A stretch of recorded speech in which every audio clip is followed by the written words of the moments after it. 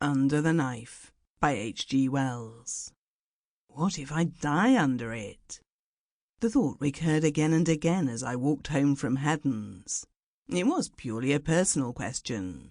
I was spared the deep anxieties of a married man, and I knew there were few of my intimate friends but would find my death troublesome chiefly on account of their duty of regret. I was surprised indeed, and perhaps a little humiliated, as I turned the matter over, to think how few could possibly exceed the conventional requirement. Things came before me stripped of glamour, in a clear, dry light, during that walk from Haddon's house over Primrose Hill. There were the friends of my youth. I perceive now that our affection was a tradition which we foregathered rather laboriously to maintain. There were the rivals and helpers of my later career. I suppose I had been cold-blooded or undemonstrative. One perhaps implies the other. It may be even the capacity for friendship is a question of physique. There had been a time in my own life when I had grieved bitterly enough at the loss of a friend, but as I walked home that afternoon, the emotional side of my imagination was dormant. I could not pity myself, nor feel sorry for my friends, nor conceive of them as grieving for me.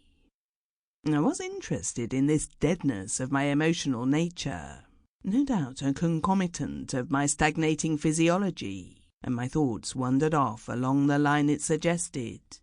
Once before in my hot youth I had suffered a sudden loss of blood, and had been within an ace of death.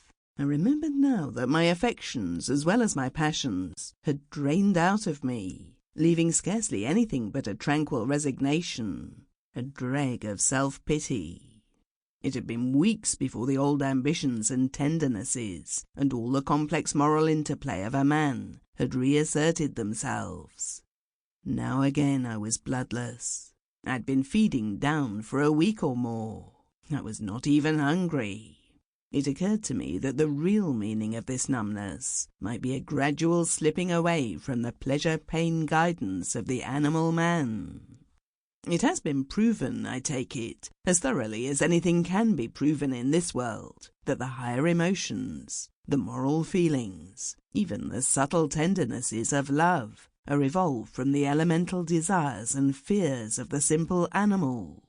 They are the harness in which man's mental freedom goes. And it may be that as death overshadows us, as our possibility of acting diminishes, this complex growth of balanced impulse, propensity and aversion, whose Sample complete.